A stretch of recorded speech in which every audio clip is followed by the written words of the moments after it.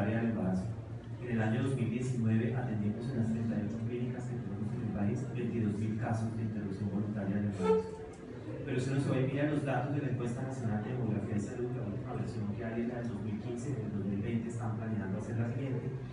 Vemos que es muy poquito el porcentaje de personas, tanto hombres como mujeres, que conocen las tres causales. No sobrepasa el 6% para el año 2015. Con actividades como estas esperamos que para el año 2020 la cifra no sea ni el doble ni el triple, sino por lo menos 10 veces más. Pero sí, sí existen estos números. Y si nosotros le pasamos, le va a pasar el micrófono a la compañera de Orienta, estoy seguro que ella también nos va a dar una cifra de ese tamaño. O sea, 22.000 en el año 2019, iniciamos servicios en el año 2018 y hemos hecho 73.000 interrupciones del embarazo. Sí, en Orientame pues también tenemos una atención integral del embarazo no deseado y las cifras sí coinciden, como dice el doctor Juan Carlos. Nosotros hemos atendido un poco más de 2.000 abortos el año pasado y pues digamos que una de las cosas que nos llama la atención es que podría ser más, o sea, de verdad que podríamos llegar a más mujeres que se puedan atender de una manera segura, de una manera sin riesgo, pues precisamente conociendo las causales.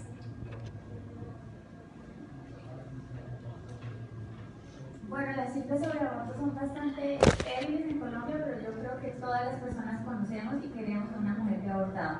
Y lo digo con mucha seguridad porque de cada 4 mujeres un abortado, y si uno conoce 20, ahí tiene el promedio, simplemente lógica común. Yo creo que eso es lo que hay que empezar a quitar el estigma. Todas conocemos y queremos a una mujer que ha abortado, y por qué tenemos tantos problemas con hablar del tema, con quitarle ese sesgo de que es algo súper malo, peligroso, tanto que es delito. Yo creo que también está bien como aterrizar la cifra en la vida cotidiana.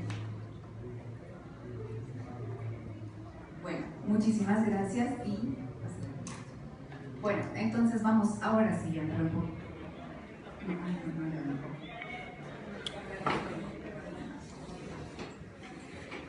Listo, entonces ahora vamos a entrar un poquito más en contexto. Yo les voy a contar la pregunta detrás para quienes quieran poder ir leyendo el testimonio, pero pues yo sí les voy a ir diciendo de la pregunta.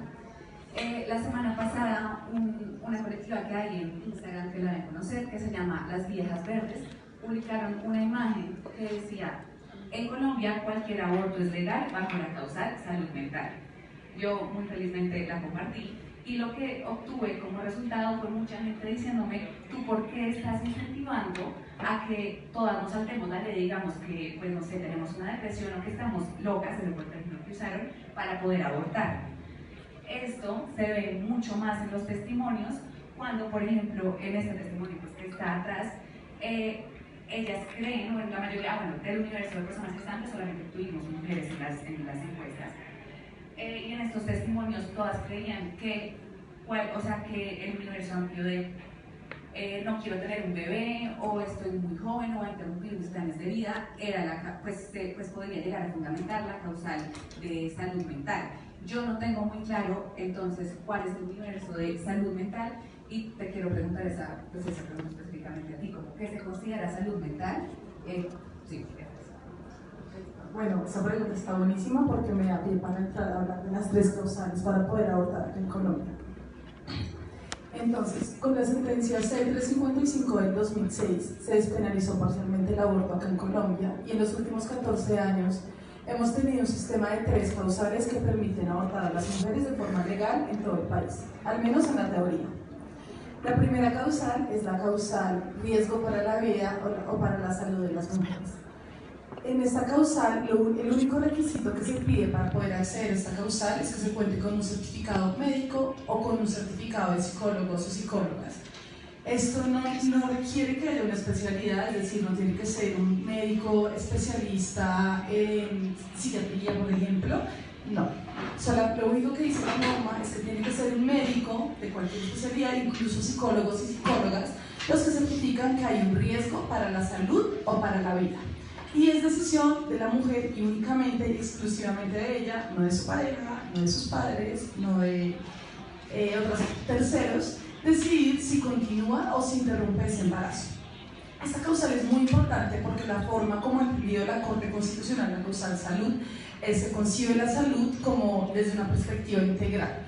Lo que quiere decir que la salud no se entiende de una forma meramente física, como se ha malinterpretado y como existe como esta creencia como popular de que la salud es únicamente las cosas que atañen a lo meramente físico. Entonces, por ejemplo, un embarazo ectópico o una cuestión como de salud en un entendimiento biológico es como se concibía tradicionalmente la salud, pero hoy en día la forma como la Organización Mundial de la Salud concibe la salud es de una forma integral y entiende la salud como un bienestar físico, y este bienestar involucra también la esfera social y la esfera mental.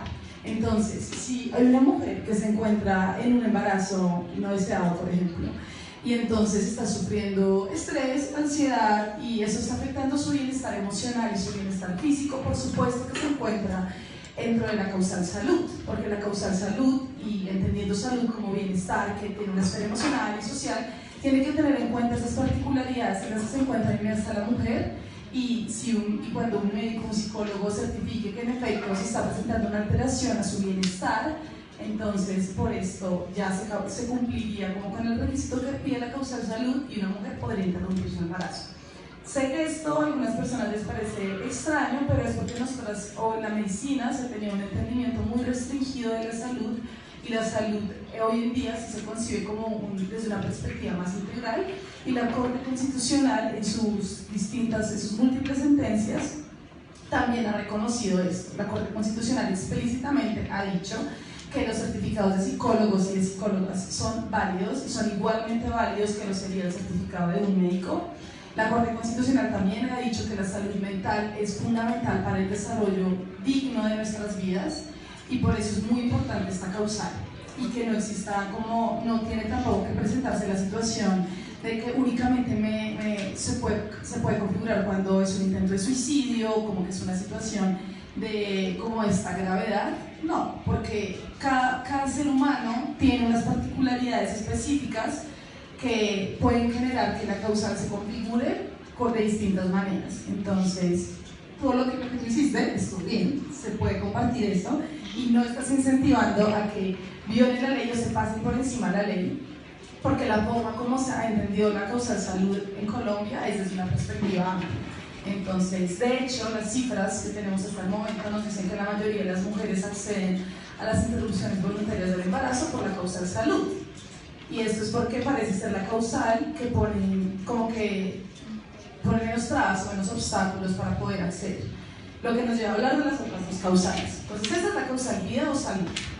La segunda causal es la causal cuando existe una incompatibilidad del feto con la vida extrauterina, una incompatibilidad grave, es decir, cuando el feto lo más probable es que nazca y muera. En estos casos, lo que ha dicho la Corte Constitucional es que no tiene sentido obligar a una mujer a llevar a término un embarazo cuando ya se sabe de antemano que es un feto que va a morir al nacer o que probablemente no sobrevivirá.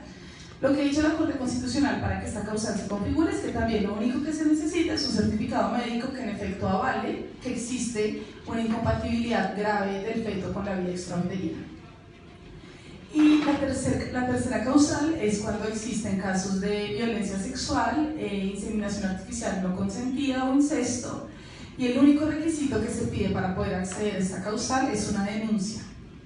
Esta causal, curiosamente, es de las menos utilizadas acá en Colombia, porque algo que han descubierto muchas teóricas críticas y otras personas que trabajan en estos temas, es que realmente en Colombia es casi que un obstáculo y es muy difícil poner una denuncia. Es muy difícil poner una denuncia cuando muchas de las víctimas de violencia sexual han sido victimizadas por familiares, por gente que conocen, por gente dentro de sus familias. En muchos casos no les reciben la denuncia. Entonces, claro, es un obstáculo mismo poner una denuncia en este país. No sé si alguien acá ha intentado poner una denuncia, pero no es tan fácil como una cree. Entonces, estas son las tres causales vigentes y bueno, pues la causal de salud y vida ha sido realmente un gran logro para el movimiento de derechos sexuales y reproductivos.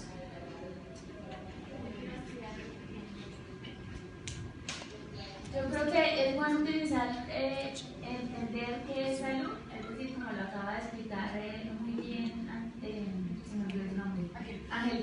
lo va a explicar muy bien Erika, pero a mí me parece que está un poco raro que tuviera como unos paréntesis, tenía unos asteriscos al lado. Eso incentivaba, o al menos yo lo leía así, que yo soy más fanática de las comunicaciones bien claras, como si fuera una excusa. Y entonces el problema del cartel era que tenía un paréntesis antes, un asterisco antes de la palabra salud y después de mental. Entonces eso daba una doble interpretación, como si fuera esos asteriscos fueran que nosotros nos estábamos inventando y ellas no lo hicieron con esa intención, por supuesto. Las líneas verdes son muy favorables, sino con una falla comunicativa desde mi punto de vista. Y yo creo que y eso lo digo porque lo están haciendo la campaña, entonces no podemos poner la salud, porque si uno dice es que porque estoy daño para mi salud mental, eso puede tener como doble interpretación. Hay que ponerlo claro, hay que ponerlo que no es sinónimo de enfermedad, que no es sinónimo de que me estoy muriendo ya, sino poner como ejemplos claros, traducir todo ese lenguaje jurídico.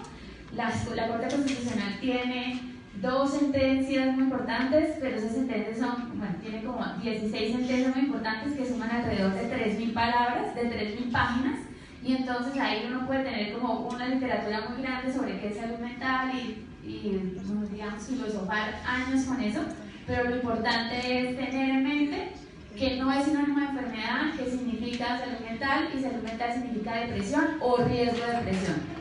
Significa que si estoy embarazada y estoy estudiando se va a dañar el proyecto de vida, significa salvar ese proyecto de vida, y también es salud porque es la alteración del bienestar. Entonces yo creo que cuando hablemos de causal salud, en estos medios universitarios hay que poner ejemplos claros, no hay que poner paréntesis y hay que tener fuentes, ¿no? Entonces también hay que decir, bueno, esto lo dice la OMS, esto lo dice la Corte, por si acaso estar preparada para contrarrestar, pero sobre todo hay que disminuir el lenguaje. Porque, claro, si a uno le dicen en la vida cotidiana, usted tiene riesgo para su salud, todo el mundo piensa, enfermedad, tengo cáncer, tengo hepatitis, tengo una enfermedad en la cabeza. Entonces, el embarazo no es una enfermedad, y eso tampoco se trata de una enfermedad, se trata de un riesgo de enfermedad. Posiblemente voy a tener una depresión severa, posiblemente un riesgo presente o futuro. Y eso es lo que hay que tener en mente para traducirlo de manera muy sencilla. Y obvio que eso hace que el 99% de las mujeres pidan la causal salud, obvio. ¿Por qué es una obvio? Porque es la causal que más tiene en el centro a las mujeres. Es decir, la otra es una causal violación, que para mí es extrema, porque es un contexto muy particular, y la otra es malformación. Esos son 2 extremos. En cambio, la salud y el bienestar es de todas. ¿Sí? ¿Quién no se ha sentido en riesgo de un embarazo? Si solo imaginarlo nos pone en riesgo, nervioso. Bueno, cuando estaba muy joven, a mí me alteraba mucho pensar que yo estaba embarazada, era como, esto es una pesadilla, yo quiero estudiar, yo siempre he tenido muchos sueños de estudiar, de viajar, y para mí el embarazo era como, no esto no es para mí, solamente me ha alterado pensar eso. Entonces hay que traducirlo como un autoembarazo positivo que altera, y no es porque nos lo estemos inventando, sino porque yo creo que en esas cartas, esos son los testimonios, yo creo que está muy bien narrado, y si tienen tiempo, yo en la noche me detenía a leerlo, y me parece como que ahí está como el miedo oculto a una maternidad obligatoria, el miedo oculto a una maternidad que te quita los sueños, que te quita la posibilidad de estudiar y de continuar, porque pues no vamos ni a sacrificar ni a abandonarte la maternidad, ni es fácil ni es difícil, pero te cambia la vida, ¿no? O sea, te puede ser para bien o para mal, pero no es la misma, hay que asumir otras cosas, otros ritmos de vida. Entonces yo creo que hay que tener eso en mente como ¿qué significa para nosotros la salud? Y no necesariamente en la tragedia de la enfermedad, sí, obviamente que el riesgo para la salud también es enfermedad, pero no siempre, pensemos mejor en bienestar.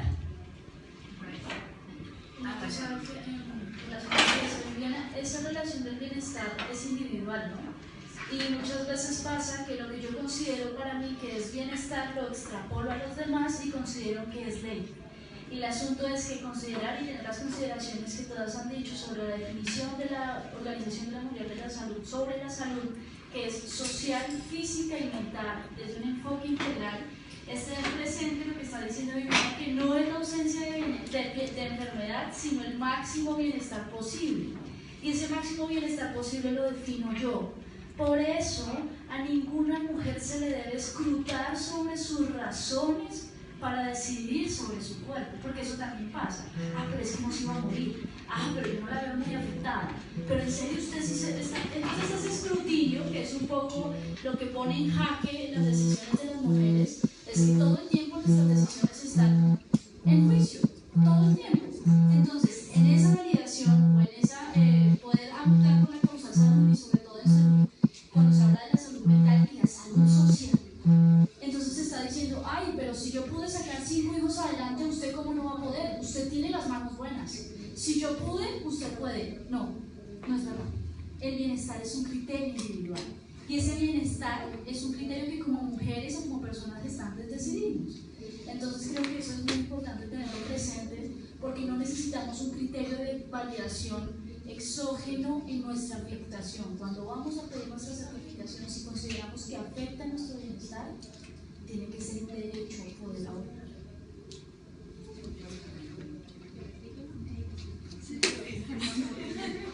Esto es como para complementar lo que pasa de este lado del escritorio frente a las señoras. Y es eso, no necesitamos que la mujer tenga una enfermedad como tal para poder certificar una causal salud. La certificación de la causal salud es muy sencilla, porque básicamente lo que debe es describir lo que la mujer me cuenta. Yo no tengo que interpretar lo que la mujer me está contando, lo que la paciente me está contando. Si me dice que desde que se enteró que está embarazada ha estado con llanto fácil, que ha tenido sentimientos de desesperanza, ahí ya está. No tengo que, con que escriba eso en la historia es suficiente, y con eso hago el certificado. Y lo otro que pasa es que muchas veces la causal salud, como decía Viviana, es tan propia de la mujer que por ahí se van las de malformación y por ahí se van las de violencia sexual. Porque es muy difícil ir a poner una denuncia. Yo siempre me acordaré del ejemplo que puso una abogada que dice: si un hombre va y dice que le robaron un Ferrari azul, le toman la denuncia. Si una mujer va y dice que la violaron, la ponen en duda. Y el Ferrari azul es casi no. Entonces,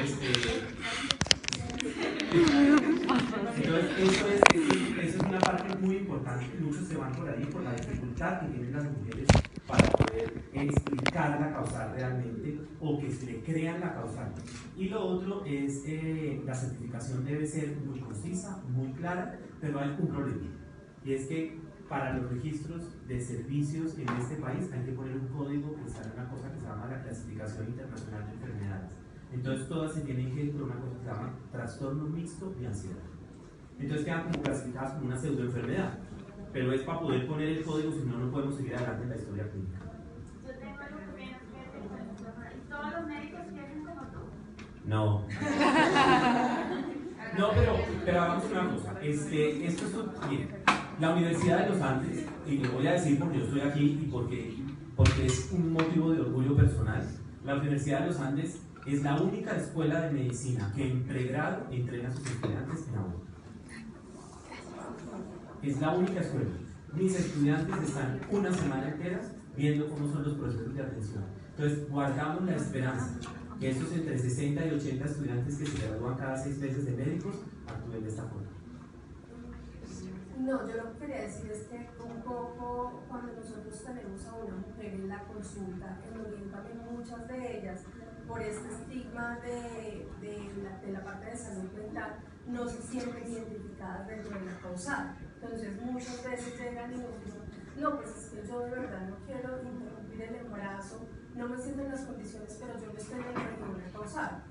Entonces lo que hacemos es como iniciar el proceso de orientación, de indagar, de conocer un poco más de ella, de preguntarle qué es lo que le está generando este embarazo, que no lo quiere, cuáles son sus razones, y ahí encontramos la causal de salud mental. Está ahí porque ella, como está asociada a las enfermedades de salud mental, que eso es otra cosa, que tiene que ver con psiquiatría, con psicología y demás, pues ellas no se sienten identificadas, y es un tema de estigma también.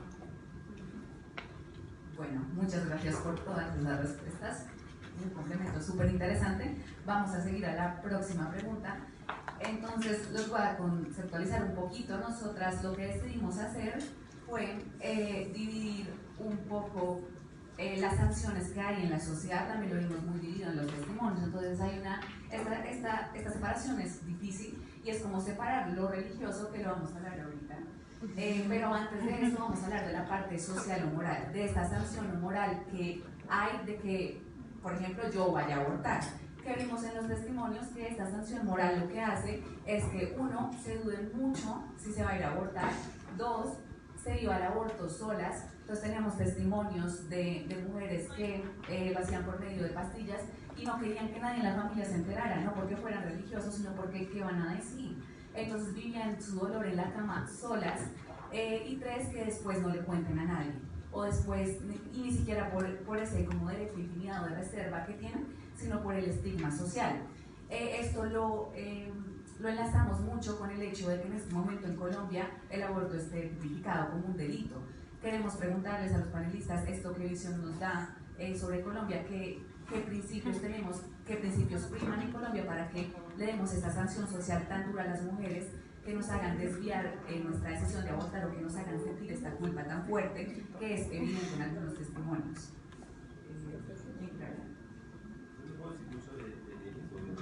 No puedo decir mucho de delitos, obviamente, pero el estigma social que reciben las mujeres que abortan también lo recibimos los profesionales de la salud que hacemos abortos.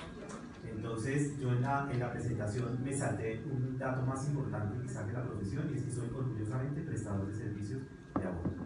Pero nosotros en Profamilia hicimos una investigación con nuestros profesionales y sí hay estigma tanto para las mujeres como para los profesionales de la salud que trabajan en el programa de interrupción voluntaria del embarazo por sus compañeros.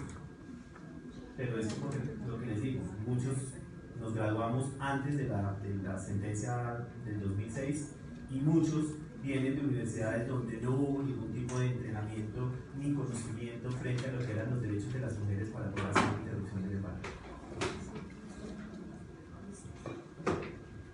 Bueno, pues sobre la sanción penal, sí es un tema que, digamos, contribuye al estigma de abortar, eso es algo innegable, y es que en Colombia existe un delito de aborto, el artículo 122 del Código Penal dice que es un delito, y lo que pasó hace 14 años con la sentencia C-355 del 2006 es que la Corte Constitucional dijo, bueno, es un delito, es cierto, en estos 3 casos, que son las 3 causales legales vigentes.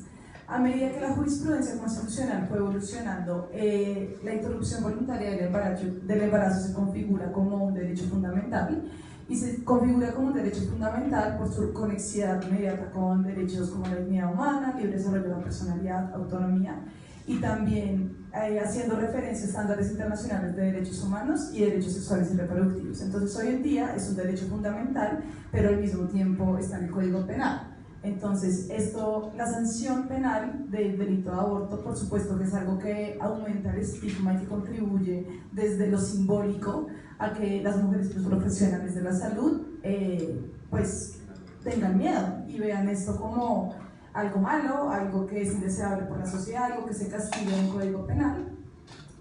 Pero aprovecho para hacer la cuña y decir que, de hecho, en este momento se están presentando varias iniciativas para justamente cómo sacar el delito de aborto del Código Penal, entre estas la causa justa, que la Mesa por la Vida y la Salud de las Mujeres ha estado liderando. Es una organización que también trabaja como Women's Link por los derechos sexuales y reproductivos de las mujeres acá en Colombia y que de hecho han trabajado desde hace muchos años, desde 1993, si no estoy mal.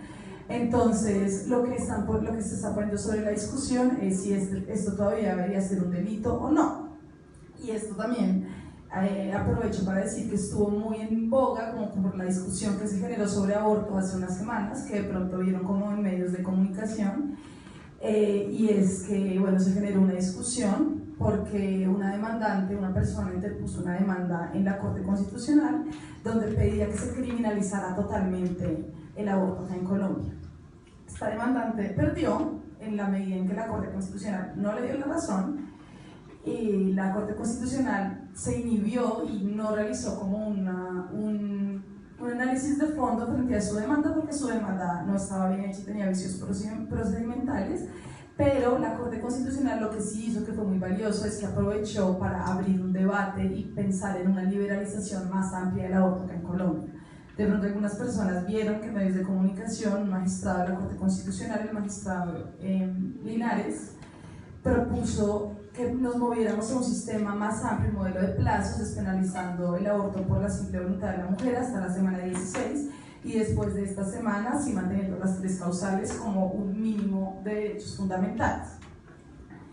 Se perdió la oportunidad de avanzar en este sentido porque al final la Corte Constitucional lo que hizo fue que decidió como no analizar los cargos de fondo y no fallar de fondo, pero sí quería aprovechar para decirles que las causales se mantuvieron vigentes, siguen vigentes. La Corte Constitucional no retrocedió y la Corte Constitucional, el mensaje que manda es: las 3 causales siguen siendo un mínimo de protección acá en Colombia, solo para que no haya ninguna confusión frente a este tema. Y en opinión pública se ha avanzado un montón y se avanzó un montón en este debate, y justamente para generar una discusión abierta sobre el tema. De pronto vieron, de hecho El Espectador sacó como unos testimonios sobre aborto, bueno, sobre esto Diana les puedo hablar más, y en general en la opinión pública nos movimos un montón hacia preguntarnos si esto debería seguir en el Código Penal, sobre el estigma, para hablar sobre las barreras que todavía siguen enfrentando las mujeres, especialmente las que se encuentran en zonas rurales y en zonas más alejadas del país. Y en términos de movilización social también se ha avanzado un montón. No sé si acá algunas personas fueron a la marcha que hubo el domingo, pero fue una marcha multitudinaria y la idea es que la movilización social siga y tiene que seguir pues, con el apoyo de nuestra MAR y de otros colectivos.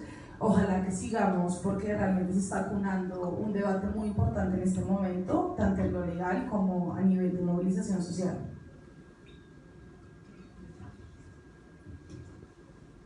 No, solo quiero agregar algo pequeño. Había dicho al principio que todas conocemos a una mujer o queremos a una mujer que ha abortado, pero afortunadamente ninguna conoce ni queremos a mujeres que estén en la cárcel por abortar, porque eso no pasa. Es decir, para mí el derecho penal es una carga simbólica, pero las mujeres están denunciadas, muchas, hay un reporte de 5.000 mujeres denunciadas, los procesos se archivan, los procesos finalmente se embolatan y la fiscalía no es eficiente en términos generales, y eso es una amenaza simbólica. O sea, las mujeres, las 50 que escribieron, ninguna escribió desde la cárcel, te escribo, no. Entonces, eso para tener como lo hipócrita y lo doble moral que es este discurso. Entonces, por un lado nos dicen que esto está mal, tiene estigma, por otro lado nos amenazan con el derecho penal, nos dicen que es un delito, nos lo ponen en el Código Penal, pero al final la persecución penal es inexistente. Entonces es como un juego moral de hipocresía en que nos dice eso está mal, no deberían hacerlo, pero por otro lado las mujeres lo hacen porque lo necesitan, porque lo desean, porque lo quieren, porque pues no hay una razón específica para abortar, hay tantas razones como mujeres hay en el mundo. Y entonces este es el juego del derecho, ¿no? Un juego como, y no solo pasa en Colombia, sino en muchas partes del mundo tienen la misma razón, como por un lado el delito y por el otro lado la hipocresía social, y eso lo que hace es aumentar el estigma. En estas cartas, al igual en las cartas que recibimos en las igualdades en El Espectador, lo que yo vi y que siempre me ha generado como una profunda tristeza, y lo digo así, es como muchísima soledad en el aborto. El aborto, pues obviamente no voy a banalizarlo, es una situación difícil, porque siempre la mayoría de mujeres lo han escrito así, piensan que es algo muy grave, tienen mucho miedo al principio. Entonces a mí me gustó mucho de las narrativas de las cartas del espectáculo, porque siempre empezaban con historias muy duras, como esto fue lo peor, incluso con prestadores de servicios muy malos, pero con finales de hoy han pasado 2 años y siento que esta ha sido la mejor decisión posible. Y entonces, pero al principio siempre hay mucho temor. Entonces yo creo que esta charla sobre información, hablar sobre aborto, leer sobre aborto, escribir sobre aborto, nos hace que el estigma baje y que haya una despenalización social. Una despenalización social es que no hablemos ni de bebés, ni hablemos de asesinatos, ni de mujeres malas, sino empecemos a cambiar el lenguaje, que el lenguaje construye. Son mujeres, no son madres, porque precisamente lo que quieren evitar es ser madres. No son bebés, porque pues cualquier embriología no vio que es un gameto, un feto, y eso sí, realmente. Yo en mi tesis doctoral entrevisté a algunos médicos, hay unos médicos buenos como Juan Carlos, por eso le pregunté, porque yo entrevisté a muchos médicos que no son tan buenos como Juan Carlos, y que me decían es que el bebé, y yo en un momento pues de paciente y de investigadora no decía nada, pero en un momento ya me iba a despedir y decía, bueno, igual pues yo soy mala un poquito al final, y le digo, ay médico, doctor, y entonces después de tanto estudio y tanta práctica médica durante 20 años, ¿y usted todavía no diferencia qué es un feto y un bebé? porque realmente sí es muy lamentable.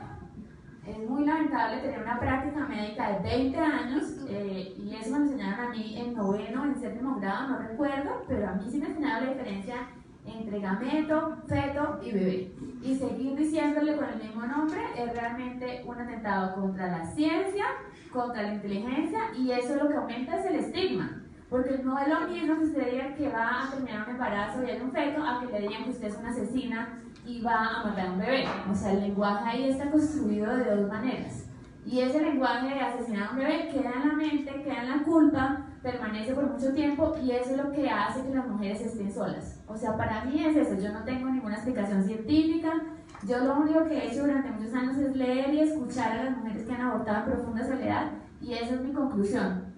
Este estigma hace que se llenen de culpa, culpa cristiana, culpa de miedo, se llenen, ¿qué va a decir mi mamá? ¿Qué va a decir mi nana? Y se llenen como, fue mi culpa. Es una culpa tan profunda que también a veces, pero al final las mujeres también escriben que lo superan, algunas que lo superan, algunas que no, y todas las que lo superan yo creo que es un trabajo con ellas mismas, pero también social, porque el estigma no es una construcción individual, el estigma se construye de manera colectiva.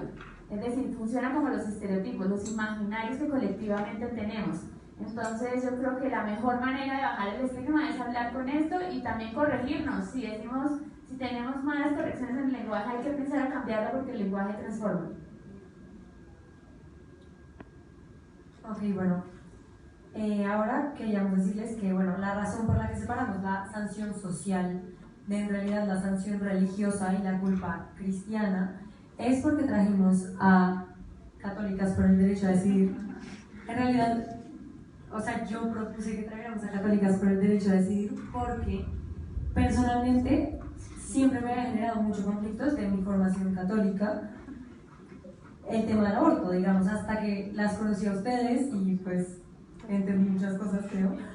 Y bueno, en muchos de los testimonios que tenemos también hay muchas mujeres que dicen haberse sentido esa misma sanción social de la que hablábamos, esa misma culpa, pero por la religión en la que fueron criadas, por la religión en la que creen, en fin, todo este tipo de cosas. Y quisiéramos saber cómo, desde Católicas, ¿qué les responden a estas mujeres? Que ellas mismas o las personas cercanas a ellas sienten tienen ese estigma muy, muy grande infundado pues, por la religión. Bueno, yo tengo que contarles primero que soy un poco Católicas por el Derecho a Decidir para entrar en contexto porque veo cara de terror. No se preocupen. Católicas por el Derecho a Decidir es una organización católica y feminista que trabaja en la defensa de los derechos de las mujeres, en especial los derechos sexuales y los derechos reproductivos. ¿Por qué hablamos de católicas y feministas? Porque reconocemos que las creencias religiosas han sido un obstáculo para que las mujeres puedan ejercer su derecho a decidir sobre su cuerpo, su sexualidad y su maternidad. ¿Y eso qué quiere decir? Entonces, ¿por qué no sabemos? No, el asunto es que es identidad, mejor dicho, luchar por los derechos de las mujeres, luchar por nuestros derechos nos riñe con nuestro ejercicio espiritual, que eso es un poco lo que nos han puesto. O eres feminista y atea, o eres católica y antiderechos, ¿cierto? Esa ha sido la dicotomía en la que nos han puesto un poco, y en realidad no tendría por qué estar, porque la experiencia religiosa desde siempre ha sido un lugar de existencia de la humanidad, y en esa relación de la experiencia religiosa, en este caso nosotras como católicas reconocemos que esa experiencia no puede seguir siendo narrada desde el patriarcado, desde la jerarquía eclesial que persigue y soterra las decisiones de las mujeres. ¿Y cómo hacemos para que como católicas recuperemos esa voz de nosotras las mujeres dentro de esta misma creencia, ¿no? Entonces por eso creo que es importante tener el contexto. Nosotras trabajamos en alianza con todas las organizaciones, pertenecemos al movimiento social de mujeres, somos una red latinoamericana en 12 países, pero nuestro trabajo, más allá de lo jurídico, de salud, que tenemos acá como los enfoques, nuestro trabajo es en el cambio social, en la transformación cultural. Y es como todas esas creencias que hemos heredado generación tras generación están teniendo un peso, como dice Viviana, muy fuerte, y Mariana, en las decisiones que toman las mujeres, que incluso se constituyen como una barrera en el momento de decidir. Entonces, ¿qué es lo que pasa? ¿Cómo hemos reconstruido esta posición del derecho a decidir de las mujeres? Pues nos fuimos a revisar la doctrina católica. ¿Qué hay ahí? ¿Qué fue lo que dijeron? Lo primero, hay que decir, es que no hay una posición única frente al aborto. Este tema estaba en discusión hace muchísimos años, y mientras unos decían una cosa, otros decían otra. Los padres de la iglesia, no había madres de la iglesia porque nosotros no nos enseñaban a escribir ni a leer, se podrán imaginar. Entonces por eso solo se habla de los padres de la iglesia, pero los padres de la iglesia discutían, bueno, ¿cuándo llega el alma al feto? Ese alma, bueno, entonces decían, no, pues si es mujer, llega en 80 días, y si es hombre, es en 40. Esa clase de cosas que ocurrían hace quizás unos 1400 años y demás. Entonces esta clase de discusiones que son filosóficas, que son morales, desde la iglesia se han dado, ¿cierto? ¿Qué es lo que pasa? Que esa posición única, por decirlo de alguna manera, no la hay. Siempre nos han dicho, es que la iglesia se opone. Pues resulta que no. Si uno se va juicioso a la Biblia, en la Biblia solo hay 2 versículos que hablan de aborto. Uno es en el Éxodo, que habla si un hombre en una pelea hieren a su esposa, ¿cierto? Y le ocasionan un aborto, es el hombre que la agredió, tiene que pagar en dinero lo que el hombre que fue agredido considere. Pero si la mujer muere, tiene que pagar o vida por vida, ojo por ojo, básicamente la vida por la vida. ¿Qué es lo que quiere decir? Claro, la mujer es una posesión del hombre, patriarcado de frente. Pero hay otra cosa, el valor de la vida es diferente a la del feto. Y eso es muy importante, entenderlo en la hermenéutica, por lo menos bíblica.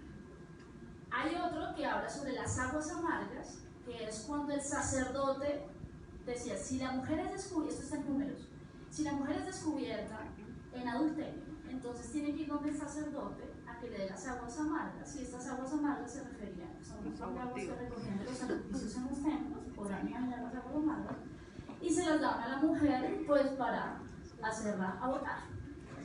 Sí, pero claramente las mujeres morían, porque pues, imagínense las aguas. Sí.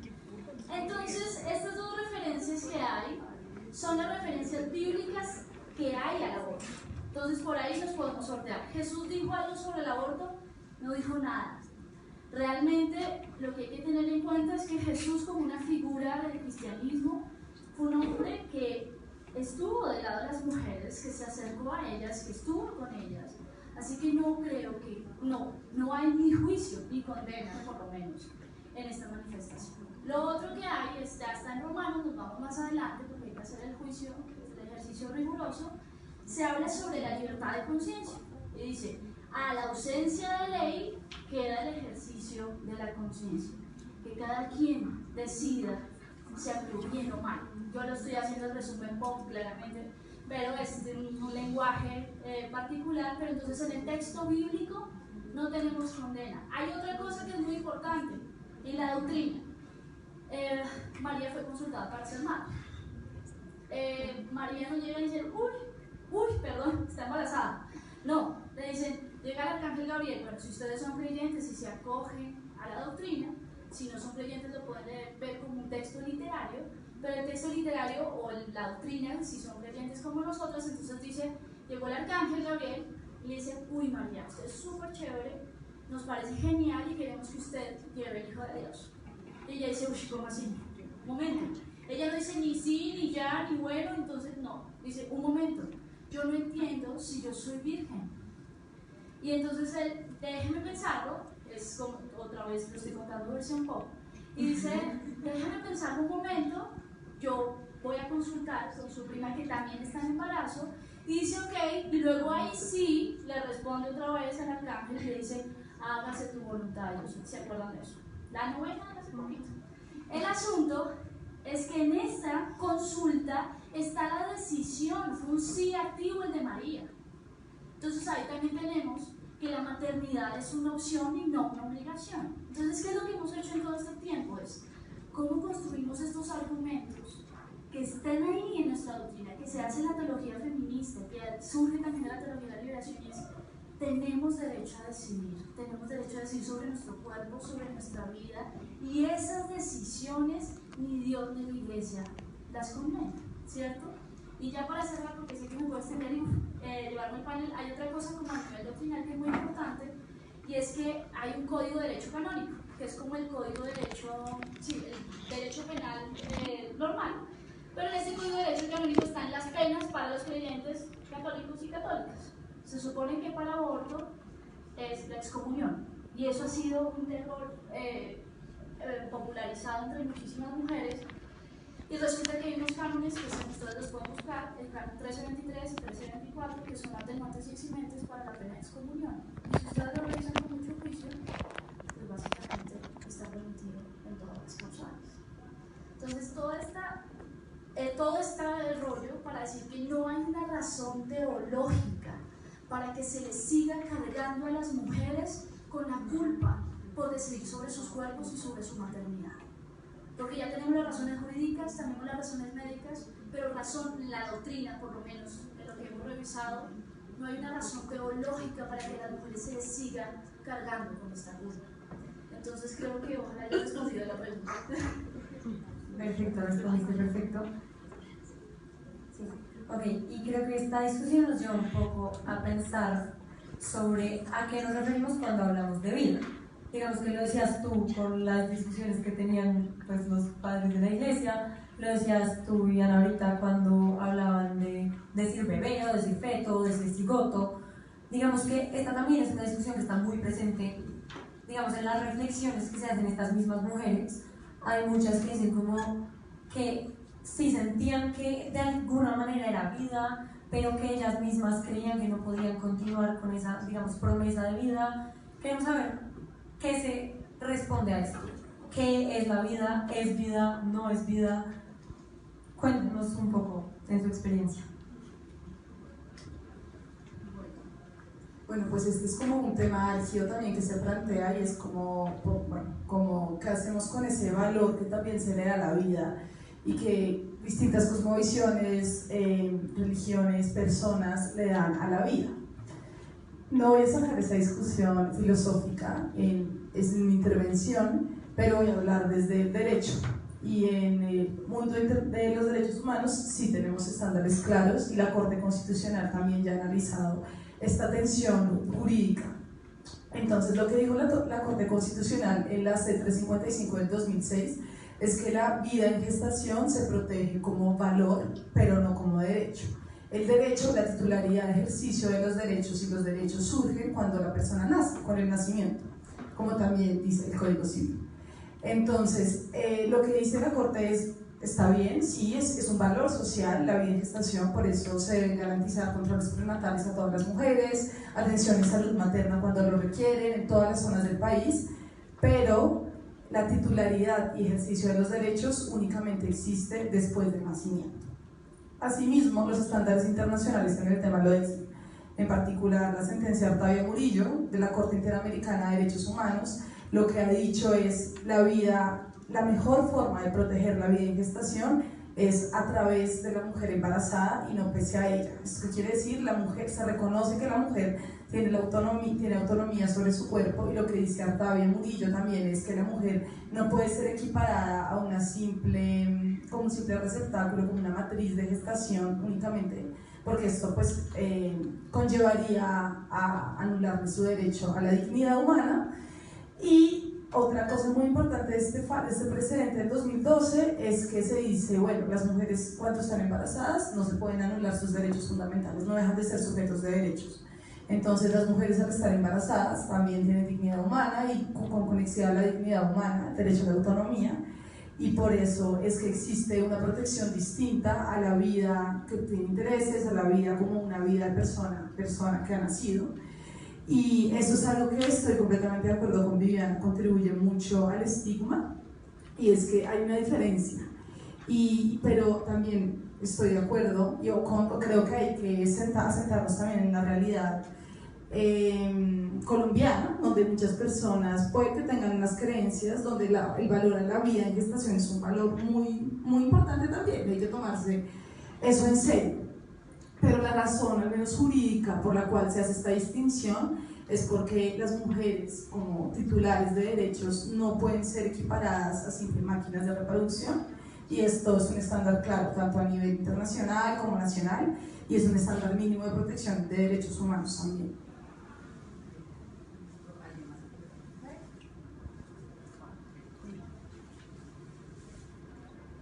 A mí esa discusión de la vida es bastante compleja, pero hay algo que me encanta que dice la Corte y que todo, si acá hay estudiantes de Derecho debería tener en mente. La Corte dice claramente, un abogado, la justicia no es el competente para definir dónde empieza la vida.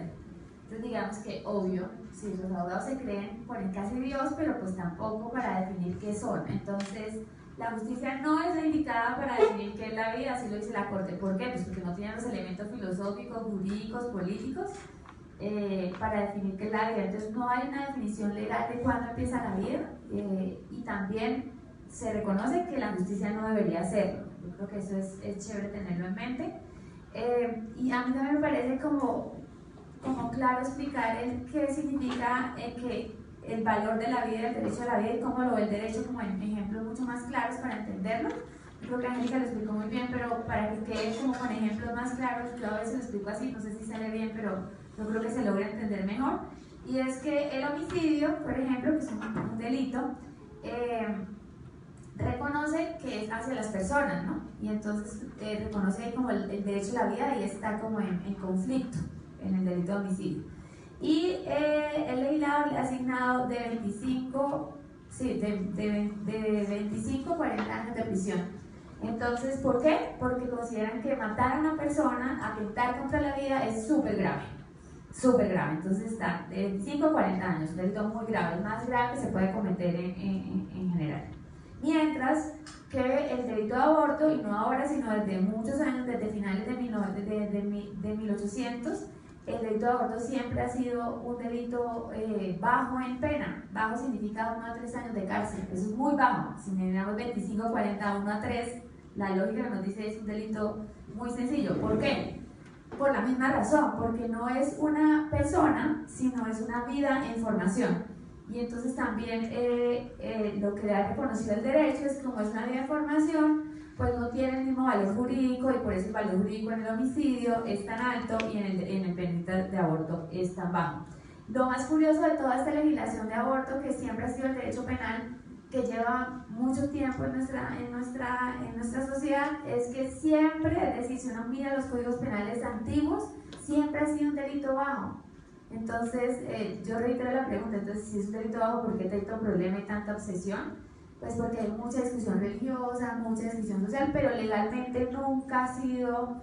La Iglesia Católica siempre en los años 90 con Juan Pablo II decía que era el crimen más grande de la humanidad. Entonces pues ahí uno se dice, el crimen más grande de la humanidad son 3 años de cárcel, pues eso, los estados no piensan eso, piensan que es algo, por eso no hay mujeres en la cárcel, por eso no es una pena alta, porque nunca lo ha sido. De hecho en los primeros códigos habían extenuantes machistas, pero habían como para salvarle el honor a la mujer violada, cosas así machistas habían.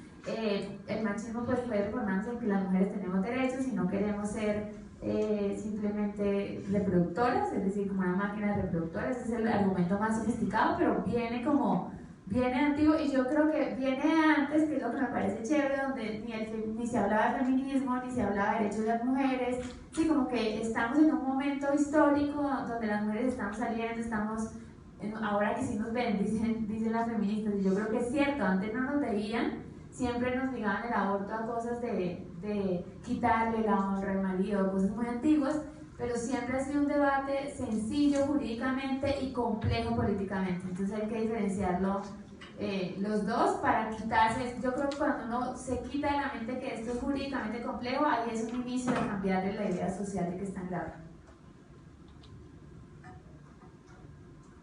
Bueno, por acá sé que querías hablar, pero te tengo además una pregunta antes de darte la palabra para que la vincules con eso, y es que leyendo los testimonios encontramos una cuestión que le quiero preguntar a ustedes dos, que gira en torno al apoyo. Entonces teníamos testimonios como el que está ahorita proyectado, que es uno que se vivió en Oriéntame, que es, cuenta un acompañerismo muy bonito de la enfermera que estaba todo el tiempo con la paciente, que entendía, de la doctora que realizó el aborto, que estuvo ahí todo el tiempo presente y que ella sintió mucho apoyo. Si quieres pasar terminando de leer. Que este es el otro y se los quiero contrastar. También encontramos este tipo de versiones que son un poco, que creemos que son un poco más violentas cuando la mujer está ejerciendo este derecho, y es que van a una clínica y les hacen la ecografía y por ejemplo les ponen a escuchar los latidos del feto, o les dicen mira, tu chiquito ya tiene columna vertebral, o les sacan una foto del feto pues sin que ellas lo hayan pedido. Queremos saber ustedes cómo manejan este tipo de procedimientos, cómo es el acompañamiento y qué pasa cuando este tipo de situaciones se dan, que generan en los pacientes. Ok, bueno, son dos cosas. Uno, frente a lo que quería intervenir de la vida, sí es una discusión súper compleja que podríamos durar muchísimo tiempo acá, pero para mí son dos cosas, yo la divido en dos. Una, la vida biológica, y para mí cualquier tipo de célula tiene vida, ¿sí?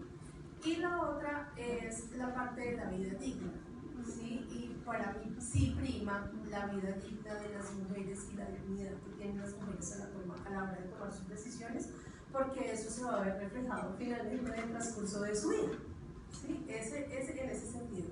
Y frente al acompañamiento, para nosotros es fundamental, si bien que los procedimientos se hagan con la técnica adecuada, que sea lo más seguro, el poder estar ahí presentes con las mujeres en un proceso que no es un proceso tan fácil ni para la decisión que ellas están tomando, ni biológicamente, ni físicamente, o por el proceso que cada una de ellas esté pasando. Para nosotros sí es muy importante estar acompañándola y estar ahí, ¿sí? Estar acompañando su respiración, estar escuchando su lenguaje, lo que ellas nos verbalizan, pero también su lenguaje no verbal, saber que si ellas están en un procedimiento quirúrgico y están sintiendo algún tipo de dolor, poder decirle, tómate tus segundos de respirar y continuemos con esto.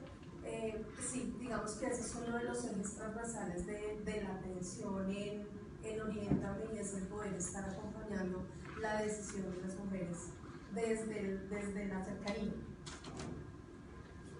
Yo remato la primera parte. Para las profesionales de la salud, para nosotros no existe esa discusión del inicio de la vida, porque como decía, las células son vivas, entonces la masturbación podría ser un asesinato también, ahogarlos. Entonces pues eso no es algo que nos toma mucho tiempo. Y en cuanto a la atención, sí, la atención tiene que ser acompañada, pero hay una cosa fundamental, y es que hay que crear servicios que se llaman amigables, que son esos servicios donde todo el mundo cumple lo mismo. Por ejemplo, en Profamilia siempre el proceso está llevado a cabo en un mismo lugar, donde la mujer encuentra todo lo que requiere ahí. Ahí está la caja para cuando tiene que pagar, ahí está la dispensación de medicamentos, y siempre está acompañada, pero siempre le hacemos varias preguntas. Una pregunta que además los estudiantes se ríen mucho cuando llegan a Profamilia, y es que cuando una mujer o una persona llega a hacer una consulta en Profamilia, le dicen, ¿usted cómo quiere que lo llamemos? Porque a veces entra una persona que tiene aspecto de mujer y cuando le preguntamos cómo quiere que lo llamemos, dice Pedro. Pues lo tenemos que llamar Pedro, y entonces en la historia queda Pedro. Sexo femenino, pues se llama Pedro. O lo que así. Pero bueno, es que tenemos un programa trans que también nos ha hecho entrar en esa nueva dimensión de decirle a la gente cómo le gusta hacer. Y en el proceso de interrupción voluntaria del embarazo también le decimos, ¿usted quiere que la acompañemos? ¿Quiere que le hablemos? La enfermera dice, ¿quiere que le dé la mano? De pronto le dice, quiero estar sola, no quiero que nadie esté conmigo. Y siempre le preguntamos, ¿quiere que la contactemos después? ¿Cómo quiere que la contactemos? ¿Por mensaje de texto, por celular, por mail, o por una llamada? Porque pues hay mujeres que prefieren que nadie se entere, pero lo más importante es eso, que sea un acompañamiento empático, que ella realmente se sienta acompañada por alguien que quiere hacerle bien y no por alguien que dice, como yo estoy aquí de 8 a 12 en esta sala, pues me toca poner la mano a esa señora y ojalá sea rápido. Entonces es muy importante que las cosas sean desde la empatía y sobre todo desde la manifestación de lo que la mujer quiere. No, yo solo quería agregar una cosa, y es que cuando hablamos de la atención integral, creo que lo hablamos desde Oriéntame, desde Profamilia y de pronto de otros prestadores poquitos, pero sabemos que las mujeres también se enfrentan a prestadores que no son empáticos, que son agresivos, que las maltratan, que las agreden, que las juzgan desde que entran, incluso desde que les dan una prueba, un resultado positivo en una prueba de embarazo y le dicen, ay, felicitaciones ahorita, cuando no sabemos si ellas realmente quieren ser o no quieren ser mamás. Eso es clásico. Y la otra, pues digamos que aquí voy a hacer una cuñita y es también cómo las enfermeras, muy poquitas, que somos las que trabajamos con el tema del aborto, hemos visto la necesidad de poder organizarnos y poder trabajar con otro tipo de enfermeras, porque la mayor parte de mujeres, de profesionales de la salud que acompañan procesos de aborto son enfermeras. Y la discriminación y el maltrato, porque también llamamos violencia obstétrica, se da desde enfermería. Entonces, hemos creado el grupo de enfermería por el derecho a decidir, que es un grupo que esperamos que podamos llegar a muchas enfermeras para poder trabajar este tema de sensibilización también y de trato. Porque si hay violencia obstétrica a mujeres que están teniendo hijos antes del parto, en el parto, en posparto, imagínense cómo es en mujeres que están pasando por un aborto.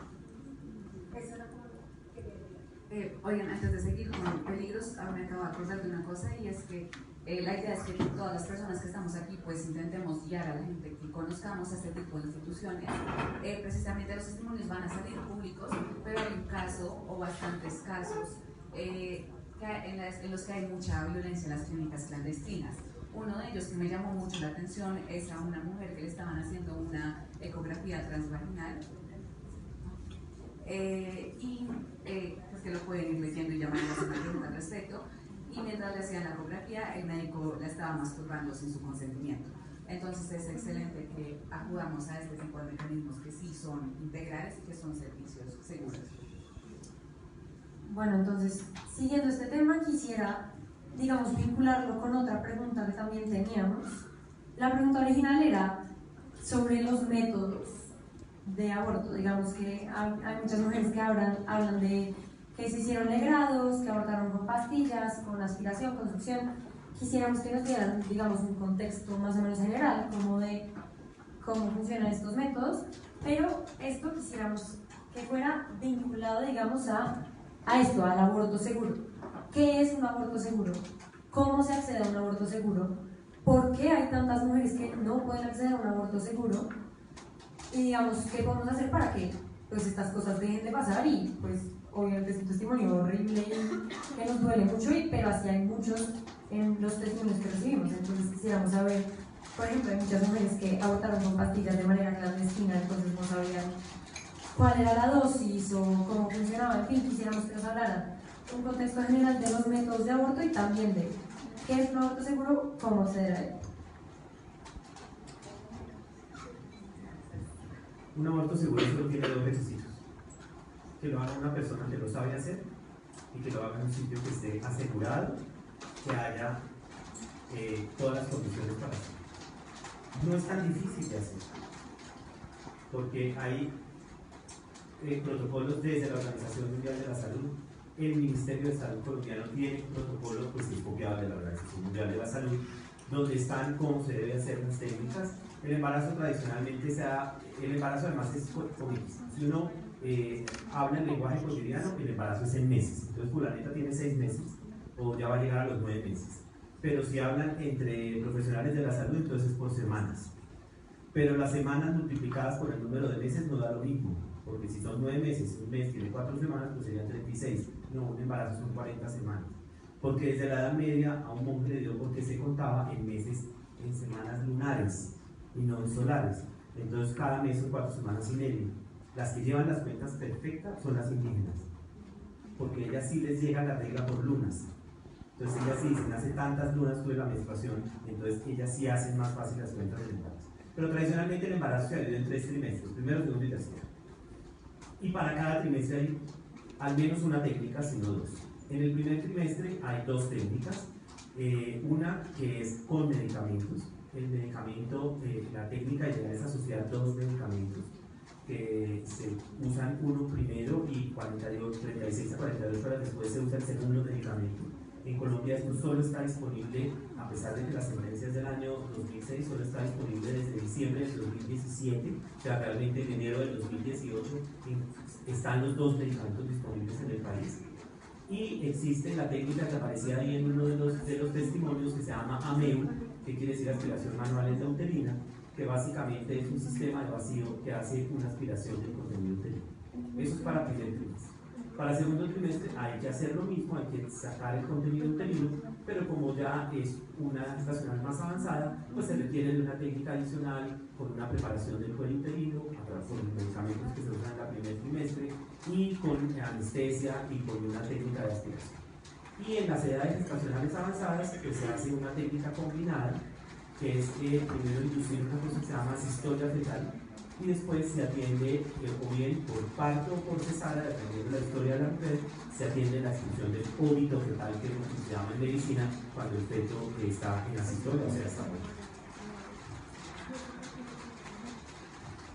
Entonces ahí tendría una pregunta, y es que muchos testimonios, y eso estábamos hablando con la gente de Oriéntame, hablan de legrado, y para mí eso es una técnica, pues no sé, y decían que hacen este método, sí, exacto, que es muy viejo. Yo tenía esa concepción, no sé si lo están confundiendo con otro, pero simplemente decían, esto me lo están haciendo porque yo necesito que sea rápido, y yo necesito más barato, o me dieron un descuento y solamente puedo con anestesia local y les duele mucho. Esa es una parte, y el otro, cuando es en el primer trimestre también hay un procedimiento para sacar el feto, porque también tenía algunas historias, unos testimonios que narraban que el feto sale después, naturalmente.